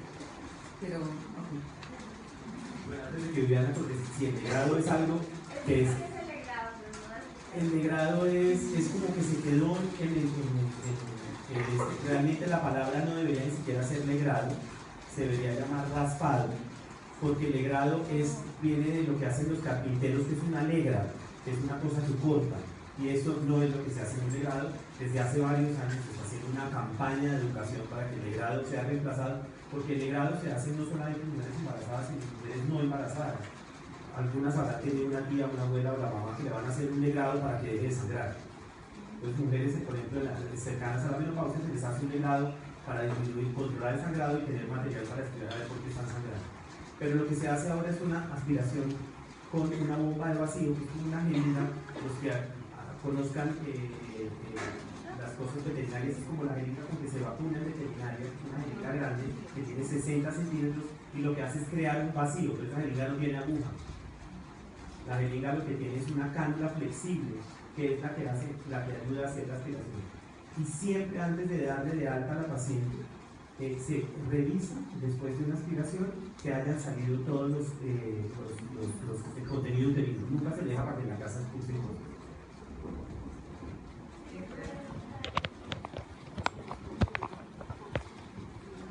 Yo creo que parte del problema son los servicios médicos, entonces pues acá estamos con los dos luchadores más respetuosos de derechos de las mujeres de Bogotá y pues de Colombia. Pero cuando una mujer no va a Oriéntame a Profamilia, no me están pagando por decir esto, lo creo porque hizo parte de mi tema, ellos son los más respetables. Y si una mujer no va a Oriéntame a Profamilia, la verdad que es una pesadilla completa. ¿Por qué? Porque los médicos, digamos que normalmente la mayoría de embarazos, la mayoría de mujeres que quieren un aborto van en las primeras semanas de gestación, y eso lo demuestran las estadísticas de Profamilia y de Oriéntame y también las públicas. Entonces significa semana 9, 10 normalmente, 7 a 9 para ponerlo ahí. Significa como 1 o 2 meses para volverlo en palabras cotidianas. La mayoría de mujeres al segundo mes máximo van a solicitar la interrupción del embarazo. ¿Qué pasa si va a Oriéntame a Profamilia? Le hacen con medicamentos, todo lo que acaba de explicar el doctor Juan Carlos. Pero si no van allá, le hacen un legrado necesariamente, que es un curetaje, que es un raspado. ¿Por qué lo hacen? Pues en mi investigación se demuestra que lo hacen por placer, porque los médicos somos machistas y quieren que las mujeres sufran, porque es innecesario, es más costoso, hay que dejarlas hospitalizadas, es más tiempo. Mientras que el medicamento puede costar alrededor de $10, el sistema de salud, pues una hospitalización pues va a costar no sé, 100 veces más. También lo hacen porque muchos son, ahí sí no lo puedo justificar, pero por muchos fueron a la universidad hace mucho tiempo y no están entrenados, pero tampoco les interesa porque su machismo también no los ha llevado a rehabilitarse. Ahí como para decir, sí, no, si me dicen, no, es que no entrené porque yo estudié en 1900, yo no sé qué, medicina y nunca más, pues sí, pero pues muchas cosas han cambiado en cuidados intensivos y se hace un curso de cuidados intensivos. Yo tengo muchos amigos médicos, así que no me vengan con este cuento que no, es que no, en pregrado no me enseñaron, entonces nunca volví a aprender. Entonces unos no están entrenados, también machistas, otros en los hospitales no han comprado medicamento. Entonces también el doctor Juan Carlos dijo que el medicamento está disponible en la micropristona desde enero de 2018. En Bogotá, uno puede hacer, la alcaldesa cambió hace poco, pero estoy segura que está haciendo igual. En Bogotá no compran la micropristona, entonces cuando llega una paciente a un hospital público, una mujer a un hospital público, pues el medicamento no está disponible, luego le van a hacerle grado. Entonces yo creo que hay razones ideológicas de calidad y también de medicamentos, lo cual es que hace imposible la experiencia. Entonces la experiencia, así como ustedes la pusieron en diapositivas, una experiencia positiva es en un prestador de servicio positiva con un médico entrenado, respetuoso de los derechos de las mujeres, que el prototipo es el doctor Juan Carlos. Y Oriéntame es igual. Mientras que la experiencia negativa del degrado, sufrimiento, horas de espera, angustia, violencia, incluso violencia sexual, eso pasa en todos los hospitales públicos, excepto en uno que es en La Victoria, que ha mejorado mucho. Yo también lo rescato porque los conozco de cerca, pero en general la práctica médica es terrible, realmente es como para mí es como unos pasillos de sufrimiento y empiezan como, en el momento uno le hacen la ecografía y te la muestran, o sea, si quieres interrumpir el embarazo, ¿para qué le vamos a hacer la ecografía? En el momento 2 la ponen a esperar en la misma sala de espera de todas las maternas. Es decir, todas las mujeres embarazadas, deseadas, no deseadas, planeadas, no planeadas, bueno, no ese no es el punto, es sentarte tú que quieres un aborto con todas las maternas al lado. Eso ya es violento. Tercero, que esta es la peor de todas, bueno, no sé cuál es la peor, cada quien la escoge. Tercero, le hacen el procedimiento con legrado, al lado de una mujer que acaba de parir, porque es la misma sala, separadas por unas cortinas de tela, donde obvio se escucha y se siente todo, que no solo se escucha, se siente todo. Y para terminar, entonces le hacen en el mismo lugar, otra vez la sala de recuperación es la misma, donde hay bebés, llantos, todo, y después en ese camino también hay reproche, eso le pasa por abrir las piernas. Entonces realmente un aborto en un sistema público es el peor día de tu vida, y lo he escuchado muchas veces. Y además mi tesis, una parte de mi tesis también fue ir a los hospitales públicos a preguntar cómo los hacían, en dónde los hacían, y las respuestas también fueron bastante desoladoras, porque muchos médicos consideran que su trabajo lo están haciendo bien, luego que no hay que cambiar nada, que les parece bien la sala de espera, que les parece bien la sala del procedimiento, que les parece bien combinarlas con las maternas, y eso significa que no va a cambiar fácilmente, porque el primer paso para cambiar es reconocer el problema, y si no lo reconocen, pues nunca lo van a acabar. Sí, ok, bueno. Perdón. Una cosita chiquita, y es el problema que tienen las instituciones públicas o privadas que prestan servicios, es que no hay disposición. O sea, ellos no tienen la intención de prestar servicios, por eso no capacitan, por eso no entrenan a su equipo médico, a sus profesionales de la salud, porque no les interesa, porque están cargados de estigmas, porque están llenos de prejuicios, y pues esa es la razón principalmente. Ok, creo que nos queda muy clara esa parte, pero entonces yo quisiera que tocáramos otro tema muy relacionado con esto, y es, pues cuando yo les pregunté cómo se accede a un aborto seguro, también quisiera que habláramos un poco de costos. Digamos que muchas, creo que todas las mujeres que tuvieron una experiencia positiva en los testimonios que recibimos, creo que todas decían que ellas se reconocían en una situación de privilegio que les permitió acceder a los servicios que accedieron, y que por eso no fue una experiencia traumática como sí lo fue la de muchas otras mujeres. Queremos saber, digamos, si esto es así, cómo son los costos, cómo manejan ustedes esto, si hay algo, digamos, sí, qué está pasando con esto, si hay algo que se puede hacer, si esta situación va a ser un privilegio por siempre y para siempre. Yo quiero hacer como una aclaración, como Sí, la violencia que afrontan las mujeres en los servicios de salud es muy fuerte. Hay otro hospital que es el Hospital Tomás Uribe, que tiene una mesa de libre que hace en el tercer trimestre, que tiene un servicio de calidad, que se hace acompañamiento a las mujeres. Y lo otro es que el aborto es un derecho, y es un derecho fundamental. Entonces, si yo no puedo pagar los servicios o Profamilia orienta, la EPS está en la obligación de hacerlo. Y tienen 5 días para responderme, no hábiles, 5 días después de la solicitud en la que certifican la causal. ¿Eso qué quiere decir? Que sí, claramente estamos enfrentando que Profamilia y que muchas veces las EPS lo que hacen es redirigirles a ellos. Lo que sí es que hay que exigir, sí, ahí tienen convenios y lo que hacen es redirigir el servicio hacia prestadores seguros, de calidad, de integrales, con un enfoque de género diferencial, porque eso también es muy importante, y es que muchas veces las mujeres que están en situaciones de discapacidad pasan por encima de ellas, por encima de sus decisiones y demás. Entonces digamos que aquí se garantiza que hay un enfoque integral y diferencial, pero la obligación es del Estado. La obligación, y hay que exigirle al Estado, y hay que exigirle a las EPS, y hay que exigirle al CIPER, o sea, todas estas entidades las que están afiliadas a las mujeres, tienen que garantizar el derecho. En caso tal de que no lo garanticen, uno puede tutelar. De hecho, la mesa hace un trabajo de acompañamiento a mujeres cuando se les ponen barreras para certificar la causal, para hacer el procedimiento y para toda la dilación que hay. Hay otra cosa muy importante, que eso es otra que está saliendo, y son las redes de acompañamiento feminista, y que son mujeres que se organizan voluntariamente y lo que hacen es acompañar los procesos de interrupción con medicamentos. Entonces esa es otra posibilidad, y son redes de acompañamiento. En Colombia están las parceras, están las comadres, están las socorristas en Argentina, que pues es otra modalidad. Es decir, el aborto seguro, digamos que claro, es una apuesta feminista, pero es una apuesta feminista desde la institucionalidad, desde las organizaciones, pero tiene que exigirse al Estado. En la medida que como mujeres le exijamos que ese derecho sea un hecho, como decimos nosotras mismas, pues las rutas van a ser mucho más eficientes. Porque todas esas barreras que ha descrito Viviana son las barreras que enfrentan todos los días las mujeres cuando se encuentran en una situación así.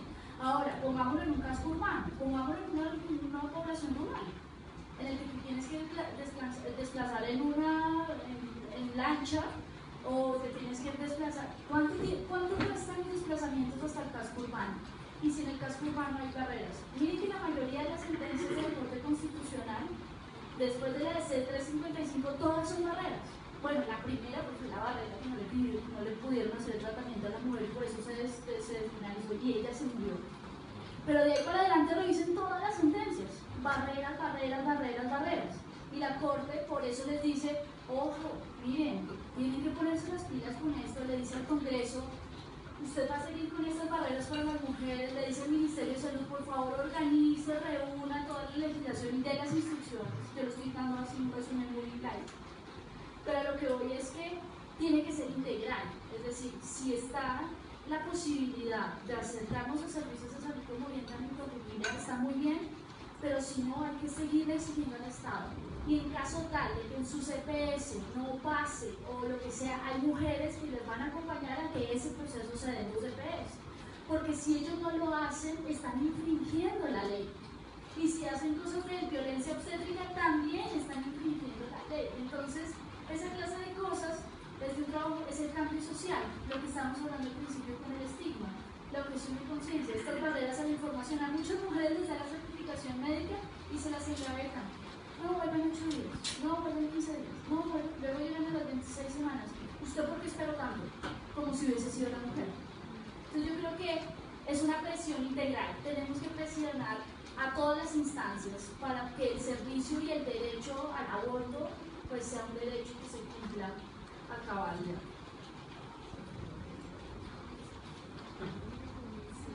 Como lo decía la compañera de Católicas, en efecto, acá en Colombia el aborto es un derecho que tiene el carácter de derecho fundamental, lo que significa que es exigible y es tutelable. Entonces, de hecho, la mayoría, varias de las sentencias de la Corte Constitucional donde ha desarrollado este tema de aborto ha sido porque las personas han interpuesto tutelas por las barreras. Estas tutelas han llegado a la Corte Constitucional ha dicho Vean, de hecho la Corte Constitucional tiene como un catálogo de prácticas prohibidas porque le han llegado tantas tutelas donde se interponen las mismas barreras que la Corte Constitucional ha tenido que decir, vean, no más, no pueden hacer juntas médicas, no pueden pedirle a las mujeres más de un certificado médico, no pueden retrasarle las solicitudes a las mujeres las EPS. Si hay un profesional que objeta conciencia, entonces tiene que remitirlo a otro profesional que no objete conciencia. Prohíbe que la Corte Constitucional ha dicho explícitamente que los hospitales como institución no pueden objetar conciencia, y la Corte ha desarrollado y ha explicado muy bien estas barreras, y desafortunadamente en estos 14 años las barreras se siguen presentando en la práctica. Entonces, lo que decían mis compañeras, en los territorios sobre todo es donde hemos visto que este derecho se frustra absolutamente y termina afectando sobre todo a las mujeres pobres, a las mujeres migrantes, a las mujeres que no tienen la posibilidad de desplazarse a Bogotá o ni siquiera a capitales departamentales cercanas que deberían tener disponibilidad de servicios. Estoy hablando de ciudades como Pasto, ciudades como Bucaramanga, que son ciudades grandes donde se deberían hacer las interrupciones voluntarias del embarazo en todas las etapas de la gestación, pero muchas veces, ¿qué es lo que pasa? Por ejemplo, hay una mujer que vive en El Salado, voy a poner un ejemplo. En el centro de salud del Salado no hacen exámenes de sangre, ella se entera un poco tardíamente de su embarazo, la mandan al hospital El Carmen de Bolívar, el hospital El Carmen de Bolívar le dice, no, acá no hacemos CIBES, váyase a Cartagena, y de pronto ya en Cartagena pues la hace. Entonces todo esto ella pagando los transportes de su bolsillo. Bueno, llega a Cartagena y le dicen, uy, no, es que acá ya por semanas, como está en el tercer trimestre, no le toca irse a Bogotá, acá ningún hospital se lo va a hacer. Y pues la mujer no tiene plata para venirse para Bogotá, entonces termina llevando una maternidad forzada que pone en riesgo su salud o su vida. Y este es un caso del año pasado. Llevamos 14 años con la sentencia de la Corte Constitucional, pero todavía no hay hospitales que presten esos servicios de forma efectiva. No son disponibles, si están disponibles no lo prestan de una manera completa, integral y mucho menos amigable. Entonces, como organizaciones como Women's Link y como organizaciones que trabajamos con la implementación del marco legal, nuestro trabajo en estos años enfocado es en derribar barreras, en nombrar las barreras y también terminar con esta idea de que acudir a un aborto es algo fácil. No, es que ni siquiera las mujeres pueden llegar a que les hagan un aborto porque es que no tienen plata, en los hospitales ni siquiera hacen abortos en zonas alejadas del país, y no ni hablar de la situación que están viviendo ahorita las mujeres migrantes. Entonces, estos debates de gente que se opone al aborto y gente que está a favor, hay que aterrizarlos en la realidad de las mujeres, donde muchísimas son víctimas de violencia sexual, donde hay muchísimos casos de mujeres que en sus territorios no pueden acceder, y son las vidas de ellas las que se ponen en riesgo, porque muchas mujeres que quieran realizar una interrupción voluntaria del embarazo lo van a hacer. La diferencia es si lo hacemos y lo garantizamos de una manera segura y con información, o si ellas van a una de estas clínicas donde se pueden morir, o donde se pueden sangrar, o donde les puede pasar algo mucho peor. Bueno, no, pues solamente como hacer unas precisiones frente a los costos operativos de Oriéntame y lo que ello implica, pues los costos para las mujeres para poder acceder a una interrupción, ¿sí? Nosotros somos una clínica o una IPS privada y esto incurre en unos gastos. El costo operativo aproximadamente en Oriéntame es de 285.000 pesos. Esto varía dependiendo de la capacidad económica, digamos, de un estudio psicológico que se le hacen a las mujeres, dependiendo si acceden a un tratamiento médico o a un tratamiento quirúrgico. Nosotros como fundación todo el tiempo estamos gestionando proyectos de manera que nos permitan facilitar el acceso a las mujeres en condiciones de vulnerabilidad, ¿sí?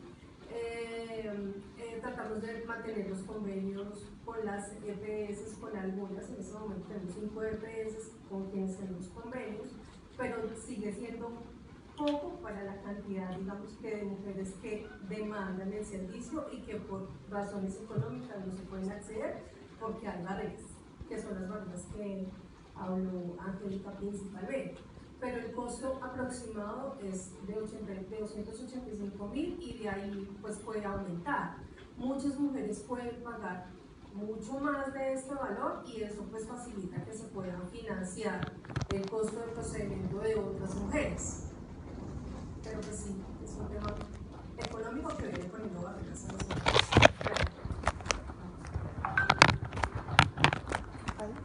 Yo quiero cerrar con algo. A mí siempre, pues yo 15 años trabajando en aborto, entonces siempre la amiga me escribe, y yo tuve como dos pensamientos en la vida. Al principio creía en el derecho y decía, no, eso es un derecho, vale, yo no sé qué, no es una tontera. Pero después de caerme y de pegarme contra la pared y de someter a las mujeres a muchas esteras, yo en este momento poco creo en el derecho, porque es lento, porque hay que esperar, porque no es automático, porque es violento. Y entonces, si realmente no quisiera someter a ninguna mujer a eso, y lo digo, entonces empecé a cambiar mi propia manera de ver el aborto, y yo empecé a decir, es mejor que vayan a un prestador de servicio y mira a ver si tiene convenio con la EPS, y por eso prefiero recomendar ir a Profamilia, Oriéntame. ¿Tienen convenio? Sí. Profamilia también tiene muchos convenios, 10, la otra 5. Entonces, para mí es mejor el primer paso ir a Oriéntame a Profamilia. Hay convenios, su EPS, ¿cuál es? Tiene convenios, si le dicen que no, uno ya va a solucionarlo con la EPS, pero yo cambié mi ruta porque si no la ruta es más larga. Es decir, si la tutela existe, pero ¿por qué tenemos que esperar a un juez a que intervenga? ¿Eso qué significa? Si la perdemos en primera instancia, segunda instancia, corte. Entonces yo una vez tuve como una frustración muy grande en un caso, mi compañera del 2012, y que lo negaron y fue terrible para mí a nivel emocional, porque pues digamos que tuve que asumir muchas cosas, como qué significa tener un hijo no deseado con malformación. Y yo cambié mi ruta. Digamos que uno puede creer en el derecho, yo soy abogada, trabajo para transformarlo de otras maneras, pero si uno lo quiere inmediato y sensible, lo mejor es ir a un buen prestador. Claro, ese es un privilegio, pero si uno tiene privilegio, ese sería el mejor mensaje para dar. Ve a un prestador como Oriéntame a Profamilia, inténtalo con la EPS, si no, están muy documentados que esto es una pesadilla, entonces mejor no someternos ni a las personas que queremos, ni a las amigas, ni a los conocidos, ni a las amigas de las amigas a esto. Y yo, mientras esté en mi alcance, esa es mi recomendación, y mi recomendación ha llevado a mejores prácticas. Entonces lo puedo decir que en mi vida personal lo he probado, probé la ruta legal y me fue muy mal, y probé la ruta prestadores conocidos y me fue mejor. Entonces digamos que una cosa es lo que dice el derecho y también podemos combinarlas. Y qué bueno que tengamos en la universidad a Profamilia Oriéntame a escuchar. Me parece un privilegio también poder escucharlos, porque no es siempre tan fácil que uno tenga esta información de primera mano de dos prestadores que llevan muchos años de experiencia haciendo esta clase de servicios, y además especializados en derechos sexuales y reproductivos, en prevención. El 99% de las cosas que hace Profamilia es prevención. El aborto es la última instancia cuando ya todo falló. Esa también es otra idea que es muy importante decir en la universidad, es decir, no nos embarazamos para abortar como dicen algunos memes, no. Tenemos una vida sexual activa, hay un embarazo que es producto de muchas razones, de razones violentas, de se rompió el condón, falló la pastilla, falló el anticonceptivo, falló la pastilla, el Pusday, falló muchas cosas, y porque fallaron y no queremos ser madres, se llega al aborto como última instancia. No es la primera, no es un deporte, no es un anticonceptivo, y tampoco es que sea fácil, ¿no? Entonces hay que tener todo eso en la cabeza. Bueno, les vamos nosotras a plantear la última pregunta antes de abrir rondas de preguntas al público, pero para esto sí me interesa mucho que lean este testimonio que está acá. Les voy a ir contando un poco. Mientras tanto, la mayoría del testimonio, al final de nuestra encuesta teníamos la pregunta de: después de tu experiencia, ¿estás a favor o en contra de la legalización del aborto? Después de haber tenido su derecho a decidir, abortó y se arrepintió mucho. Y hay una frase, pues, especialmente en este lado, que prácticamente dice que ella fue víctima de violaciones y ella no entiende por qué eso le da el derecho de decidir sobre la vida de un feto. Entonces encontramos este testimonio un poco polémico, lo queremos comentar con ustedes, queremos preguntarles qué piensan de esto, porque nosotras, y qué le dirían, porque nosotras, ¿lo leo? Bueno, lo va a leer. Perdón. Para que no las cambie. Entonces, dice, lo que nos llamó la atención fue una experiencia traumática, el cargo de conciencia casi acaba con mi vida. Y la otra parte es, Me arrepiento de lo cobarde que fui al asesinar a mi hijo por temor al que dirán, por pensar en que había tratado, por pensar en que había tirado mi vida. Estoy en contra de la legalización. La decisión de ser madre se toma antes de tener relaciones, así sea a raíz de una violación. El bebé no tiene la culpa. Sufrí violación durante 13 años cada 8 días por un familiar, y no es razón para creerme dueña de la vida de un ser. Y más si no tiene voz ni voto. La vida inicia desde la concepción, y el dolor, sufrimiento y remordimiento luego de abortar. Ya en la madurez es realmente atroz, no se lo deseo a nadie. Lo viví, lo sufrí, y ya con una hija de 3 años es una experiencia que jamás se supera. El testimonio es mucho más largo, pero esta es como la parte que sacamos. Nosotros nos quedamos frías, ¿no? Queremos comentarlo con ustedes, y sí, ¿qué le dirían a esta mujer que pasó por esta experiencia?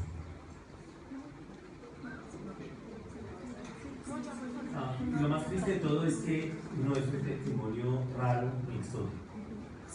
Si ustedes se dan cuenta, ahí hay muchos elementos para analizar. Esta es una mujer que es víctima de violencia sexual permanentemente. Cada 8 días es violada por alguien de la familia, como sucede en el 74% de las violaciones. Y eso, si uno lo mira ya desde un punto de vista más médico, eso es lo típico en la mujer o en la persona que es víctima de violencia. Lo primero que hacen es disminuirles el autoestima para poder establecer una relación de poder y poder yo decirle, mire, hoy le toca, mañana también le toca, y cada vez que a mí se me dé la gana. Entonces, si ustedes ven ahí, esta mujer lo dice muy claramente. Ella es víctima de violencia, pero dice que la decisión de ser madre se toma antes de tener relaciones. Ella nunca tuvo relaciones sexuales. Ella lo que fue víctima de violencia sexual. Entonces, es un embarazo que no es consecuencia de una relación sexual consentida, que es muy distinto el panorama. Es el típico caso de una mujer que es víctima de violencia intrafamiliar, de violencia sexual intrafamiliar, y ahí lo que hay que hacer es un trabajo muy grande, porque aún después de haber ella, por cualquier circunstancia, haber llegado a la interrupción del embarazo, lo que sí uno ve muy claro es que no se trató el problema de base. A ella se le dejó otra vez en ese ambiente malsano en el que estaba, y por eso sigue así, porque se le está perpetuando esa idea.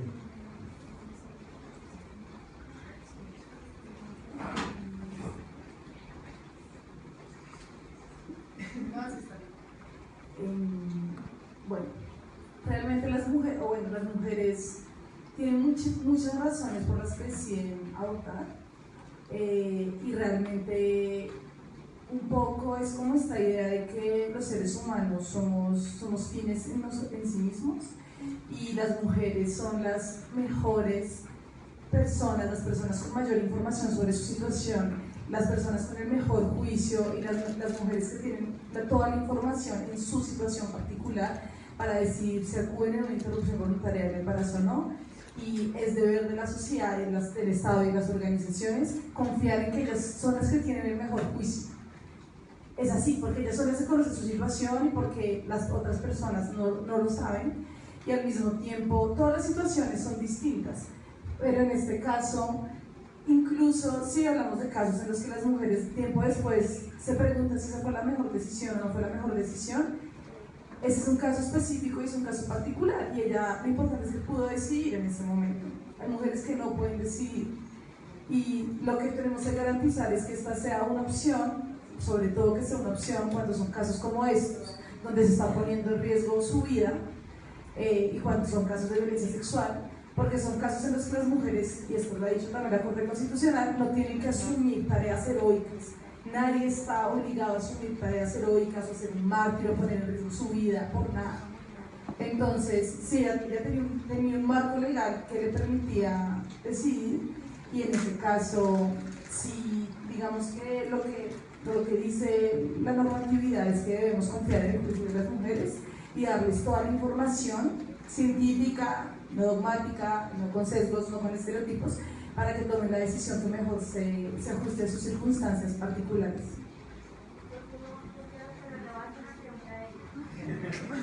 Me la hacen a mí, yo no sé responderla. Pues que lo que yo veo ahí es que tiene mucha culpa, quizás por la religión. Entonces hay muchas mujeres que me han preguntado a mí que si Dios perdona si el aborto. Entonces se la quiero preguntar a católicas, porque con tanta culpa, y si es cristiana, pues yo la llevaría a que lleve una conversación, a terapia, sí, pero a veces Dios ayuda en eso, o la gente que cree en Dios, yo la verdad es que me declaro creída porque me lo preguntan mucho, pero yo no sé nada de ese tema. Bueno, lo primero que hay que decir es que ni Dios ni la iglesia condenan a las mujeres que abortan, y así llevándolo a la escritura, porque sé que hay mucha gente que necesita ser rigurosos con sus creencias, y hay una cosa muy importante. Cuando Jesús muere, ¿qué es lo que dice? Tú eres salvo por gracia y no por obras. Y eso es fundamental para entender la relación que hay entre el Antiguo Testamento y el Nuevo Testamento. Porque Jesús viene, ¿sí? ¿Se acuerdan todo ese éxodo que era absolutamente restrictivo, que incluso decía que la mujer adúltera había que apedrear y todas estas cosas? Y que Jesús incluso se involucra y dice que va a cambiar esta cosa, la transforma. ¿Y qué es lo que viene a predicar él? El amor y la misericordia. Y como decían, que creo que para empatarlo con la primera pregunta, el aborto es la cotidianidad, ha existido, existe y existirá. Entonces yo no puedo creer en un Dios castigador y violento con las mujeres, que somos su creación. Entonces, ¿por qué condenar la vida de las mujeres, condenar sus decisiones? Aún así, si consideramos que nuestras creencias religiosas, y yo creo que esa es una respuesta que uno responde, es una pregunta que uno responde a nivel individual. Yo cuando considero que empieza a mí, soy yo. Es mi respuesta. Es un debate ético, personal, pero yo no puedo elevar mi respuesta a ley. Entonces, en el caso que era lo que estábamos diciendo, es voluntaria. La interrupción es voluntaria. Si ella decidió ser madre o no decidió hacerlo, las mujeres tienen que tener la posibilidad de hacerlo. Ahora bien, desde los argumentos teológicos, yo creo, y en católicas creemos que hay otro Dios posible, uno que comprende y acompaña las decisiones de las mujeres, uno que está con ellas. Imagínense Dios así mirando, uy, la amarró, es que es mujer. Sí, es como lo que nos han dicho, ¿sí? Todo el tiempo. Cualquier cosa, o sea, el pecado, decía una teóloga, está en las piernas de las mujeres. Sí, el diablo está ahí. Todo lo que sea mujer es diablo, diablo, diablo. Y esa es la teología que nos han dominante. Pero piensen que si tenemos una experiencia religiosa, si nuestras creencias religiosas son importantes para nosotras, yo creo que esa iglesia y ese Dios uno tiene que encontrar consuelo, compañía y solidaridad, y no castigo y estigma. Si no empezamos a cambiar en lo mínimo eso, que sea que esas mujeres que se enfrentan a estas situaciones, que son creyentes, siguen pensando que están solas en esta decisión, hay que empezar a cambiar ese rostro hacia Dios. Porque sí, yo estoy absolutamente convencida que ese Dios se acompaña a las mujeres y por eso salva sus vidas. Y por eso estas manos de estas personas que están aquí, todas, han salvado las vidas de las mujeres. No llega así como la luz de la Rosa de Guadalupe, te voy a salvar, ¿cierto? No, la salva a través de ellos y ellas. La vida de las mujeres se salva a través de las manos y las manos de ellos. Y eso que hace, eso ahí para mí, ahí están las manos de Dios al lado de las mujeres. Y ya para cerrar la cuña, hay un doctor que es maravilloso, que es el doctor Will Parker, que tiene un texto que se llama La obra de mi vida. Él era objetor de conciencia y cuenta cómo a partir de ¿cómo decirlo? Como el análisis crítico de sus creencias, se vuelve un médico que garantiza el derecho a las mujeres en los Estados Unidos. Ha sido muy perseguido, pero es un libro que es muy bonito en la medida que hace ese proceso de reconocer sus creencias, cómo las transforma y cómo las pone, no como un obstáculo, sino como el acto de amor más grande que hay por la humanidad y asimismo como Dios se manda por el prójimo, en este caso por la mujer.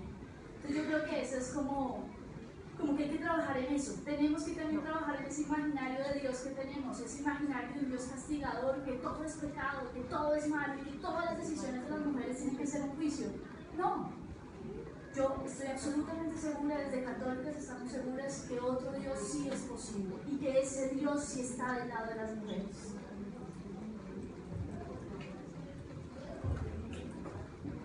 Bueno, yo del testimonio, haciendo paréntesis un poco de lo que decían católicas, que sí es muy pertinente y muy oportuno, porque son las creencias que tiene cada una de las mujeres.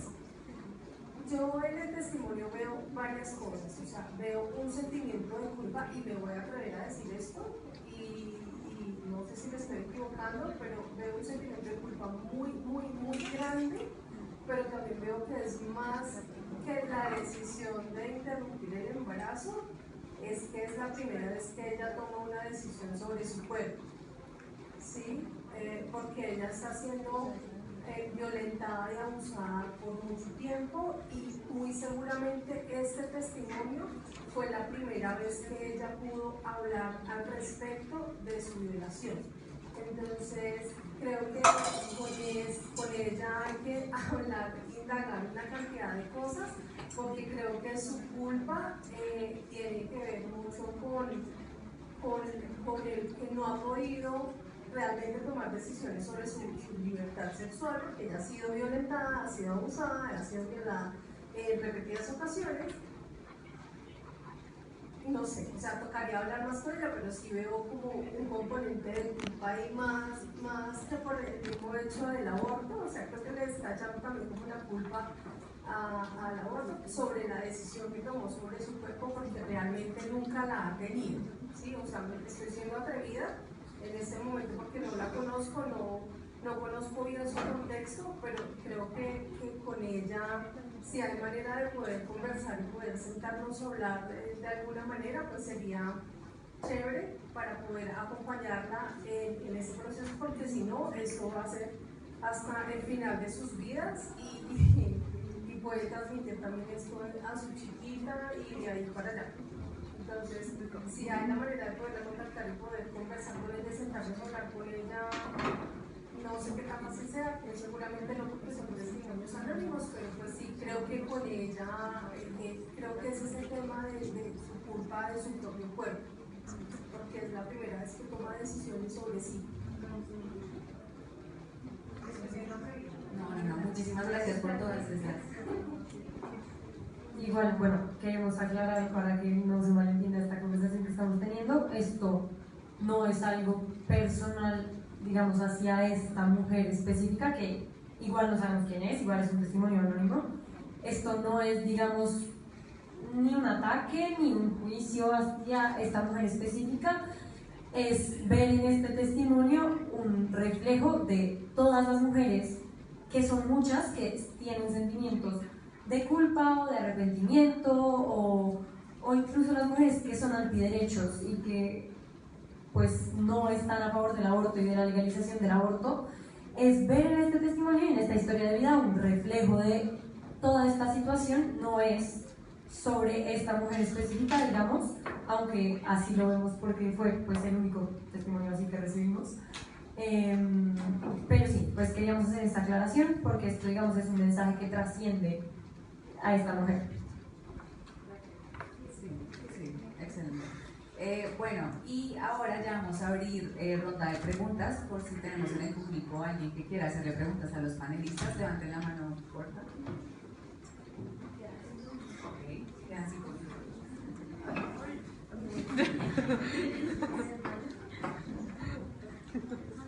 Bueno, primero, muchas gracias a todos los panelistas por el tiempo y por las respuestas. En serio, respondieron muchas preguntas que yo también tenía. Y pues, con este mismo testimonio, yo también hago parte de No es Normal y tenemos una duda, y pues me preguntaría más que todo a Viviana, teniendo en cuenta, o sea, queremos contar estas historias conflictivas sobre el aborto también, pero no sabemos cómo comunicarlas de una manera que llegue, o sea, hay una polifonía con respecto a estos testimonios, pero no sabemos cómo hacerlo sin que también se quede un poco como en la mala experiencia. Como que hay muchas muy buenas experiencias, y no queremos ser contradictorios, sino que queremos mostrar sobre el aborto, pero tampoco queremos unificarlo, aceptar como puede ser solamente una buena experiencia, como queremos también mostrar que hay malas experiencias y que hay experiencias conflictivas y que eso hace parte del aborto, pero que eso no lo desnormaliza. Y la otra pregunta sería para Stephanie, y sería sobre pues, qué piensan las católicas por el derecho a decidir sobre la anticoncepción, como qué decisión hay ahí también. Sí, tenemos una traducción. Y dejémosla ahí porque tenemos 5 minutos. Bueno, muy buenas tardes. Mi nombre es Marcela García. Lo primero que quería pues hacer un aporte de, digamos, de una de las cuestiones que se tocó ahora al final, de justamente el caso que expusieron, del testimonio que leyeron, y es que yo creo que cuando hablamos de pedir un acompañamiento por parte del Estado para hacer efectivo este derecho al aborto, pues justamente tenemos que pensar en un acompañamiento integral, ¿sí? Que no sea solamente al momento de ir a la clínica a practicarnos el procedimiento, sino un acompañamiento en el que podamos exigir la presencia, digamos, de profesionales tanto al momento previo de tomar nuestra decisión como al momento que se viene después de haber tomado la decisión. Por eso, digamos, se ha dicho que una vez se legalice el aborto, digamos, se trabaje sobre las 3 causales que hasta el momento pues permiten practicarlo, pues se debe pedir también que se construyan políticas públicas colectivamente, justamente para que ese sea un derecho integral.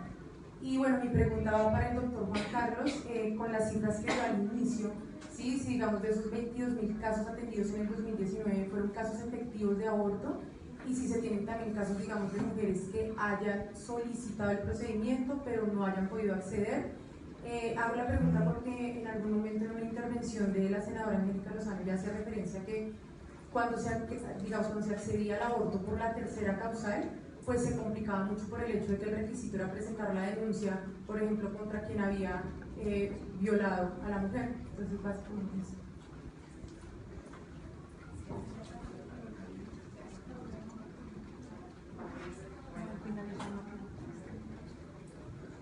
Bueno, yo creo que es muy difícil la línea editorial de los testimonios. Yo recomendaría sentarse a hacer una línea editorial. Es decir, nosotros en las Igualadas tenemos una línea editorial. Que la gente no la vea, pero pues yo soy una feminista de libro, teórica. Yo no soy feminista radical, no estoy a favor de la prostitución. Entonces, creamos una línea editorial porque a veces pienso que la primera intuición de muchas feministas es ser radicales. Entonces hay que mirar como hay muchos tipos de feminismo y ubicarse en qué tipo de feminismo quiere transmitir y hacer una línea editorial. Esa línea editorial va a pasar por tomar decisiones como se publica todo, se publican con un filtro, se van a filtrar las que sean muy negativas porque va a tener una repercusión muy negativa, y entonces en vez de estar haciendo algo a favor del aborto, lo que van a lograr es aumentar el estigma. Entonces por eso sí debe tener filtro. Uno puede tener un filtro intermedio, que fue el que yo escogí en las Igualadas, y era como historias trágicas con finales felices. Realmente sí escogimos ese, pero teníamos 1000 cartas, ¿no? Entonces tampoco es que nunca llegamos a las últimas, pero sí lo escogí porque obviamente creo que es muy peligroso aumentar el estigma, y porque creo que uno podría decir que sí tiene un sesgo, todo tiene sesgo, ni el juez es imparcial, ni el médico es imparcial. Esa idea de parcialidad, la verdad es que en la academia hace mucho daño, pero no hay juez imparcial, no hay médico imparcial, no hay psicólogo imparcial, estamos llenas de imparcialidades. Entonces, ¿por qué no una página que es política y que es feminista toma una decisión política de sacar las mejores historias para no aumentar el estigma y hacerlo sin culpa también? O sea, porque es como, no, me llenan de culpa porque estamos sesgando la información. Todos los periódicos sesgan la información, eso no es nuevo. Entonces también como que hace parte del ejercicio, pero las 3 cosas decían la línea política del feminismo que quiere hacer, sea coherente con eso, y decía el filtro que deba tenerlo, y lo conversan, pero pues todo el mundo tiene sesgos, y busquen el objetivo, a quién quieren llegar, si quieren llegar solo a la universidad, si quieren trascender la universidad, si quieren generar más conversaciones, si quieren generar más miedo y desinformación. En un momento, por ejemplo, nosotros no lo hicimos en aborto sí tuvimos una línea editorial de mostrar lo positivo, incluso cuando habían cosas negativas, pero con un final feliz. Igual todas eran así, la verdad, en su 98% eran así. Pero en otro ejercicio que yo hice de acoso, de unas columnas que también salen en el periódico, que se llaman A mí también, como eran historias de acoso como tan fuertes, yo hacía una explicación de un párrafo diciendo que esto nunca debió suceder, que esto es una forma de violencia. Escribía un párrafo que además yo lo odié, la verdad, y por eso casi no sacamos esas columnas, porque me sentía una psicóloga barata. Como ustedes empiezan a decir, Viviana, pasa esto, ¿qué piensas? Y yo, no, pues primero no tengo opinión para todo.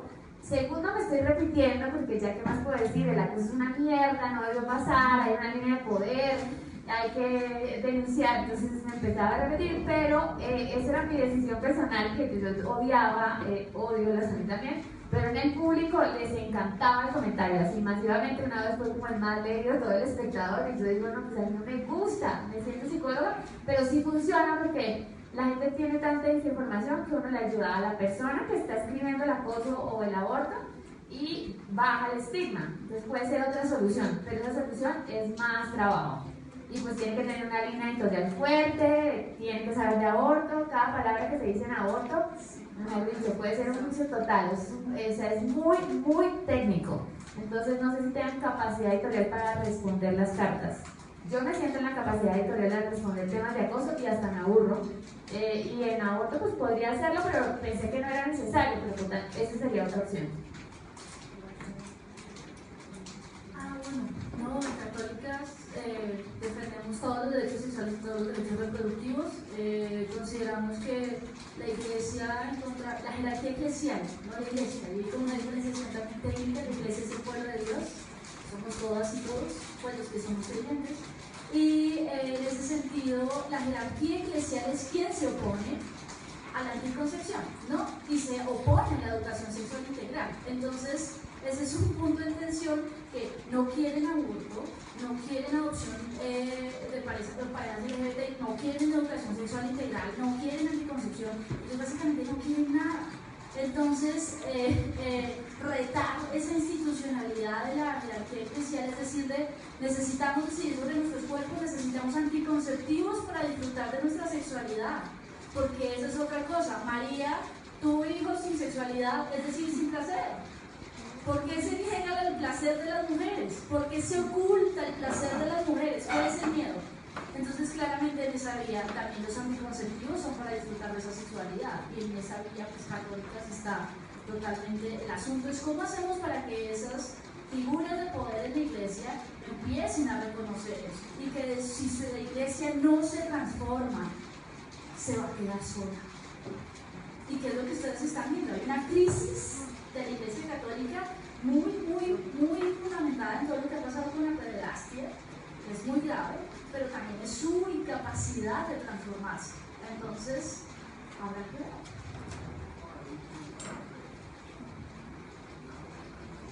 Sí, de las cifras que dijimos al principio son 22.000 casos atendidos efectivamente. Hay una gran cantidad de casos no mentiras. Hay otros casos que no llegaron a culminar en una interrupción voluntaria del embarazo por cualquier razón, o porque la paciente, después de haber recibido toda la parte de nuestra asesoría en opciones, tomó la opción de continuar el embarazo para darle una adopción, para quedarse con el recién nacido, o porque decidió pensarlo y de pronto se fue a otro sitio, pero no tengo la cifra de cuántos fueron los casos atendidos que no terminaron. En cuanto a la copia de la denuncia, nosotros lo que recibimos es un número donde la mujer dice fui violada, pero no tiene que decir quién. Simplemente fui violada. Bueno, y hasta aquí llegamos, nos toca salir corriendo porque creo que ya están esperando para clases. Muchas gracias a todos y a todas por estar aquí, gracias a los excelentes panelistas, en verdad aprendimos un montón.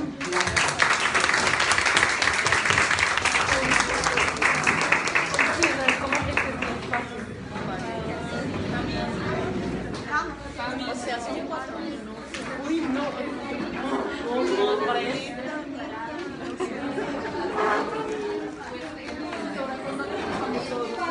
Con todas. Ay, mierda.